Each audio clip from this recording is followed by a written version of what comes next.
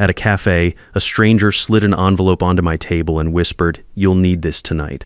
I was sitting with my daughter and son-in-law when it happened. My name is Randall Pruitt. I am 66 years old, a retired civil engineer, and a widower. 2 years ago, I lost my wife Norma to what everyone called a stroke. She was 64. We had built our life together on 80 acres of land in rural Oregon. Land that had been in her family before she ever met me. After she was gone, I stayed. The land was all I had left of her. I had been going to that cafe every Thursday since she died. It smelled like coffee and pine sap and old wood, and the owner never made small talk, which I appreciated. That particular Thursday, my daughter Glenda and her husband Carl Vance were sitting across from me in the corner booth. Carl was stirring his coffee without drinking it. Glenda was doing most of the talking the way she always did when Carl had something he wanted said but did not want to say himself. "Dad, we just want what is best for you," she said. "This land is too much for one person. The taxes, the upkeep, the insurance. Winter out here alone is no joke." Carl nodded slowly. He always nodded when Glenda talked. I had noticed that about him early on and had told myself it meant he was a good listener.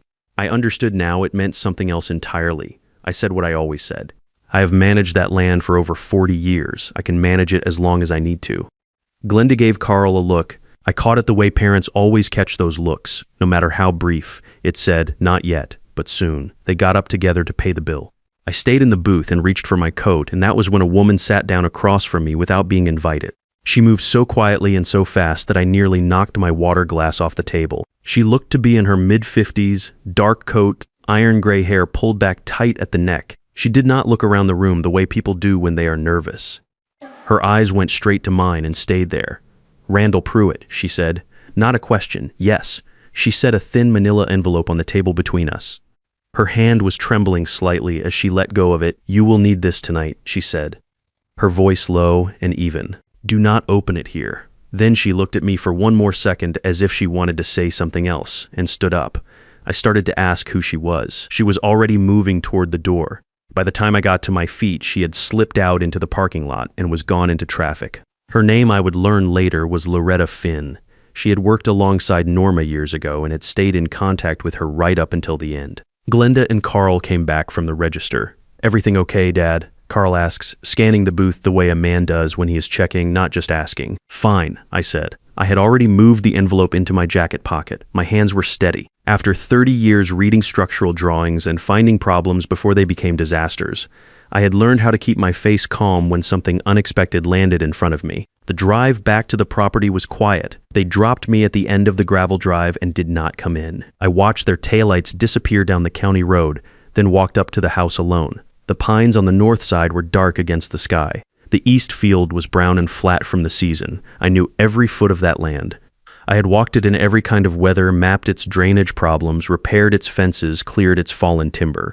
Standing there in the cold, I realized I had never once thought of it as something someone might want badly enough to take by force. Inside, I set the envelope on the kitchen table and sat across from it. I did not touch it. I'm not a man who spooks easily. But something about the way that woman had looked at me, the steadiness of it, the urgency underneath the quiet voice told me that whatever was inside that envelope was not a mistake or a prank. It was information, and information delivered that way meant someone believed I needed it before something happened. At 8:47, I slid my finger under the flap. Inside was a small brass key wrapped in tissue paper and a strip of lined notebook paper folded once. The handwriting was deliberate and neat. It said 11:32 p.m. Answer, do not call back. That was all. No name, no explanation. I checked my phone, 8:51, nearly 3 hours to wait. I locked every door in the house. That was something I had not done regularly since before Norma died.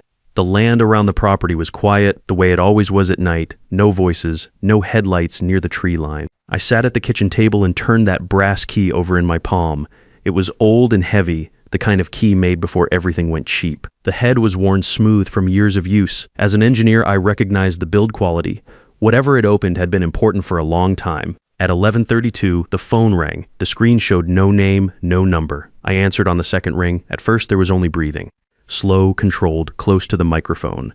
Then a voice came through, low and slightly distorted, like it was filtered through some kind of device. But I recognized it before the first sentence was finished. I had heard that voice for 38 years in the kitchen in the morning. In the truck on long drives out to job sites. In the hospital room at the end, quieter than I had ever heard it. It was Norma. Do not trust Glenda, the voice said. Do not trust Carl, and do not trust the local police. You're not safe, Randall. The land is the reason. They want it empty. My hand went flat on the table to steady myself.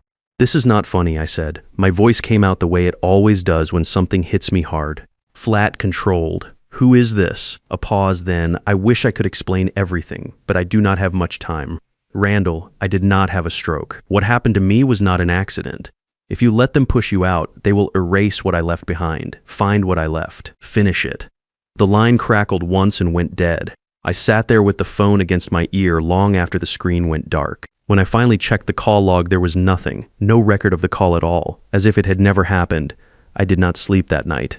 I sat at the kitchen table until the sky outside started to go gray, turning that brass key over in my hand, thinking about every conversation Norma and I had in the last year of her life. The long silences when I came in from the field, the way she would close her laptop when I walked into her office, the nights she stayed up after I had gone to bed. I had put it down to worry. She had always been the one who handled the finances, tracked the property taxes, kept the paperwork organized. I told myself she was stressed about the numbers. I had been wrong about what she was stressed about. Glenda arrived the next morning without calling first. She never used to do that. When Norma was alive, Glenda always called ahead. It was a small courtesy that said she understood the house belonged to us, not to her. Now she pulled into the drive just after 8 with Carl right behind her in his own truck. They came in together like they had coordinated the approach. Carl set 2 coffees on the counter. He did not offer me one. We need to talk, Dad, Glenda said, sitting down at the kitchen table. She folded her hands the way she did when she was presenting something she had already decided on. Then talk, I said. We have been looking into your situation. The property, the finances, everything involved in maintaining this place on a fixed income alone. She slid a folder across the table. Inside were printouts about property management companies, assisted living options in town, and a summary of what the acreage might list for in the current market. I did not touch them. Carl leaned against the counter with his arms crossed. We also spoke with someone at the county clerk's office, he said, about guardianship, just as a protective measure while things get sorted. Guardianship, I said. Temporary, Glenda said quickly. Just until we can make sure you're set up properly. It is a legal arrangement that lets us make certain decisions on your behalf. I looked at my daughter. She was looking at the table. You want control of this land, I said. Carl's expression did not shift. He had a contractor's face practiced in neutral. Randall, you are 66 years old, living alone on 80 acres. If something happened out here, no one would know for days. We are trying to prevent that. We just want you safe, Glenda said. She reached over and put her hand on mine. I did not move my hand away. I sat there and let her say the rest of it. If you agree to sell and move closer to town, all of this goes away. We have already looked at some places you would like. Smaller, easier, closer to people. And if I do not agree, I said. Carl pushed off the counter and buttoned his jacket. Then we file through the courts. It takes longer that way, but the outcome is the same. He said it the way a man says something he has already accepted as settled. Think about it, Randall. You have a little time. On his way out, he paused near the back door and looked out toward the north field. It was a quick look, half a second at most, but I caught it. An engineer learns to notice where people's eyes go when they think no one is watching. I locked the door after them and stood in the kitchen until the sound of their engines faded down the road. Then I went to Norma's office and closed the door behind me.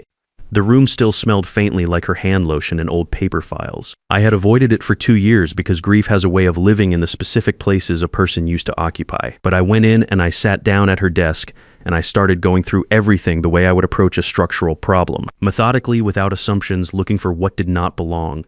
The filing cabinet was organized the way Norma organized everything, by category, by date, labeled clearly, property tax records, insurance policies, equipment manuals, correspondence with the county. I went through each folder the way I would go through a set of drawings on a problem site, looking not for what was there, but for what had been moved. It took about 20 minutes before I found it. Several folders had been repositioned recently. Not removed, just shifted slightly forward in the drawer. The way papers shift when someone has been through them in a hurry and put them back close but not exactly right. Behind the deed paperwork, tucked flat against the back of the drawer, was a thin folder with no label on the tab. Inside were bank statements I had never seen. A separate account, not our joint account, opened in Norma's name alone about 18 months before she died.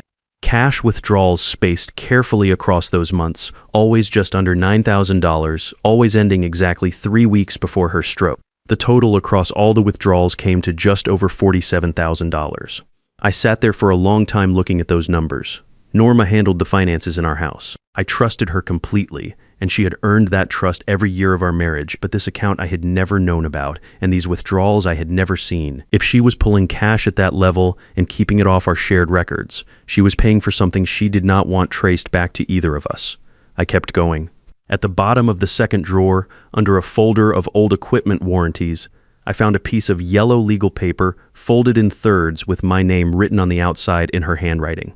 Randall, if you're reading this, something went wrong and I could not stop it the way I planned. I'm sorry to leave you with this. The truth is buried. Look where I always told you to be careful. You will know what to do when you find it. You are always better at reading the ground than anyone I ever knew. I set the paper down on the desk and looked at it for a while. Then I turned to her computer. The password took me 3 tries. Our anniversary did not work. The name of the dog we had for 12 years did not work. On the 3rd try, I entered the address of the small house she had owned before we ever met, the first piece of property that was ever hers alone, and the screen unlocked. She had archived emails instead of deleting them, going back nearly 2 years. Messages to a private investigator named Howard Delbert, short and careful, nothing detailed in writing. Meeting confirmations, payment acknowledgments. One message that said, only, the map section you asked for is ready. I will bring it Thursday. There were photographs in a folder on her desktop. Night shots taken from the edge of the north field, tire tracks in soft ground after a heavy rain. The tail end of a truck I did not recognize near the tree line at a timestamp of 2:14 in the morning. A stretch of ground near the old slope that Norma had always told me to stay away from, always saying the drainage there was unreliable and the footing was soft. I had believed her because she had grown up on that land, and I had not. I pulled up the county survey records I had filed 22 years ago when we did a boundary update and laid them out next to the satellite maps on the screen. I spent about an hour comparing them. I had done this kind of work for 3 decades, reading land, reading soil displacement, reading the difference between what ground looks like when it has been undisturbed for a generation and what it looks like when something has happened underneath it. The north section, about 200 yards in from the fence line, showed compaction patterns that did not match the surrounding terrain. The drainage angles were wrong. The surface had been disturbed and resettled more than once over a period of years. If I had been looking at this on a job site, I would have flagged it immediately for subsurface investigation. There was something under that field. My phone buzzed on the desk. Unknown number. A text message, 4 words, "You're on the right track." I set the phone face down and sat with what I now understood. Carl Vance had not stumbled into our family. He had grown up in the county 2 towns over, and his father had done land surveying work in the region for years before retiring. Carl would have had access to old survey records, unofficial ones, the kind that circulate among contractors and developers before a property ever hits the market. He had known about that section of land before he ever met Glenda. Whatever was underneath the north field, Carl had found it on paper first. Then he had found a way in through my daughter. That thought settled into my chest like cold water. Glenda had not been a target. She had been a door. I closed Norma's laptop, folded the yellow paper, and put it in my shirt pocket. Then I picked up my phone and called Howard Delbert. He answered on the second ring, like he had been waiting. "I found her files," I said. "I know," he said. "How much did you find?" "Enough to understand the shape of it," I said. "I need the rest." "Can you meet tomorrow?" he said. "Not at the house." We met the next morning at a diner off the highway, 12 miles from my property. Howard Delbert was already in the back booth when I arrived. He was a lean man in his late 50s, quiet hands, the kind of face that did not give much away. He had a cup of coffee in front of him and nothing else on the table. He waited until I sat down before he spoke. "Norma came to me about 20 months before she died," he said. "She had already been watching the North Field on her own for several months before that. She had photographs, a timeline, partial plate numbers on the trucks. She knew something was happening on the land, but she did not yet know the full scope of it." "The tunnel," I said. He nodded. "There is a service tunnel under the north section, older than your house by at least 30 years, maybe more. It was built originally for irrigation routing and then expanded at some point, connected to natural rock chambers that do not appear on any public geological survey. Most people walking that land would never find the access point. It is well concealed, and the entry was made to look like a drainage structure." I thought about every time I had walked that field, every time Norma had steered me away from the slope near the tree line with some reasonable sounding explanation about footing or drainage. She had been protecting me from knowing, because knowing would have put me in the same position it eventually put her in. "Carl found it through his father's old survey work," Howard continued. unofficial maps, the kind that get passed around in contracting circles. He identified the tunnel location before he ever introduced himself to your daughter. We believe the introduction was not accidental. He targeted her, I said. He needed access to the property without drawing attention. A son-in-law has reasons to be on the land. A contractor with no family connection does not. I wrapped both hands around my coffee cup and looked out the window at the highway. What was he moving through it? I said. Illegal cargo. The specifics are part of the federal case, and I'm not at liberty to detail all of it. But the operation had been running for at least 4 years before Norma started documenting it. The tunnel gave them a transfer point that was completely off any surveillance grid, isolated property, family ownership, no reason for anyone to look, and Norma sent Carl a message asking him to stop. Howard looked at me steadily. She did. About 3 weeks before she died, she told him she had documentation and that she was giving him one chance to walk away before she went to federal authorities. She believed, I think, that the threat of exposure would be enough. It was not enough. No, it was not. I sat with that for a moment. Outside, a truck pulled into the diner lot and parked. Just a truck. I watched it anyway. She spent $47,000 building this case, I said. Closer to $51,000 when you include the last 2 payments she made in the final weeks. She was thorough. She documented the tunnel access points, the transfer schedules, partial records of shipments, and photographs of individuals she had identified as part of the operation. She also established a trust in your name 4 months before she died through an attorney in Portland. It was designed to protect the property from any forced sale or court-ordered transfer. She did not tell you because she did not want you involved until the case was complete. Where is the documentation now? I said. She prepared a container. Flash drives, her notebook, copies of the key records. She buried it on the east side of the property near the old fence line. She left you a way to find it in her office. I reached into my shirt pocket and set the yellow paper on the table between us. Howard looked at it and nodded. Look where I always told you to be careful, I said. She meant the north field. She meant the east fence. Howard said. She told you the north slope was dangerous to keep you away from the tunnel, but she told you the east fence needed checking every spring because of the deer pressure on the posts. She walked that fence with you more than once, I remembered. Early spring mornings, the two of us walking the east line together, her pointing out posts that needed resetting. I had thought she just liked the walk. I drove back to the property and went straight to the east fence. I knew every post along that line. There was one section, maybe 80 feet from the corner marker, where a flat stone sat against the base of a post. Norma had always said it was to keep the post from shifting in the wet season. I had never questioned it. I moved the stone and dug with my hands for about 4 minutes before I hit something solid. A sealed plastic container, airtight, the kind used for long-term outdoor storage. Inside were 3 flash drives in a Ziploc bag, a small notebook wrapped tightly in oilcloth, and a letter with my name written on the front in Norma's handwriting. I sat on the cold ground next to the east fence and read it.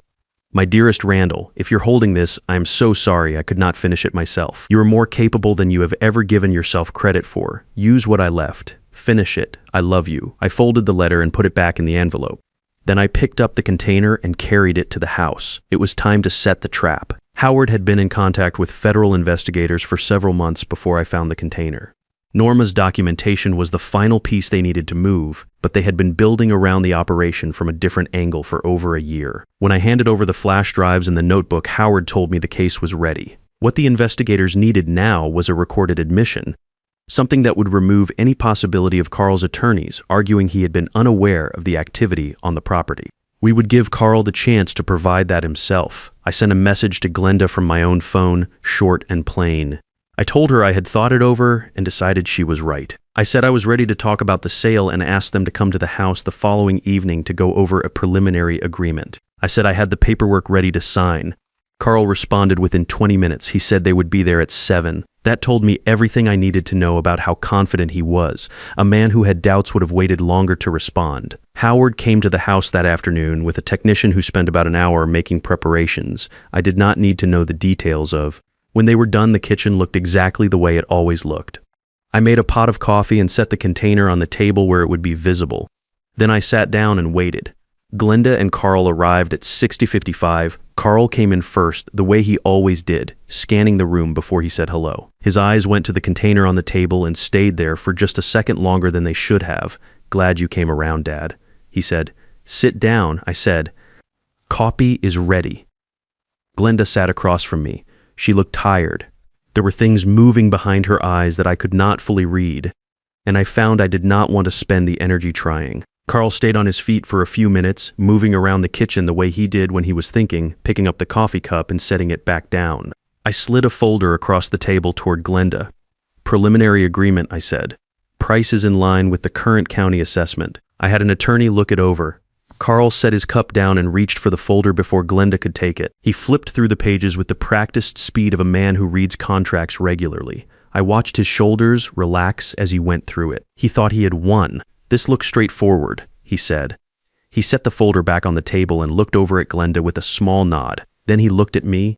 Once this closes, we will get the north section cleaned up properly, seal everything, pull the access hardware, run new permits for the grading work. By the time construction starts up there will be nothing left to find. Glenda looked at him. Carl, it is fine, he said, not looking at her. He is signing. It is over. He picked up his coffee again. We had a good run with that operation. 4 years, no problems. The setup was perfect. But you cannot hold on to a good thing forever. The kitchen door opened. Howard came in first, followed by 4 federal agents in jackets with letters across the back. 2 more came through the front. Carl moved fast, turning toward the back door, but there was already someone there. He stopped with his hands out at his sides and his jaw set, the way a man looks when he has run the calculation and knows the numbers do not work. Glenda did not run. She sat at the table and put both hands flat on the surface and looked at me. I looked back at her. Mom knew, I said. She documented everything. She tried to give Carl a way out and he chose not to take it. Glenda's eyes filled, but she did not say anything. Earl Stanton, the county deputy who had been providing cover for the operation for years, resigned the following morning before his name appeared in any official document. It did not help him. The federal case already had his name in 3 separate places. Carl was charged with multiple federal counts. Glenda was charged as an accomplice. The trust Norma had established 4 months before she died held firm. No sale could be forced. No guardianship could be filed. The property was mine for as long as I chose to keep it. I walk the land every morning now.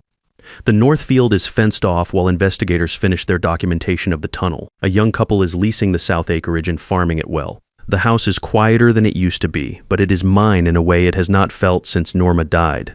I wrote Glenda a letter. I told her that her mother loved her without condition until the very last day. I told her that Carl had chosen her for reasons that had nothing to do with love, and that the hardest truth she would ever carry is that she let him. I did not tell her I forgave her. That is not where I am yet. I have not visited her. If you're reading this and you know what it feels like to have someone close to you dress up their self-interest as concern for you, then you already understand what this story is really about. They will talk about your age. They will talk about your health. They will call your independence a burden and their control a kindness. Do not let the language fool you. You have the right to stand on your own ground for as long as you choose to stand there.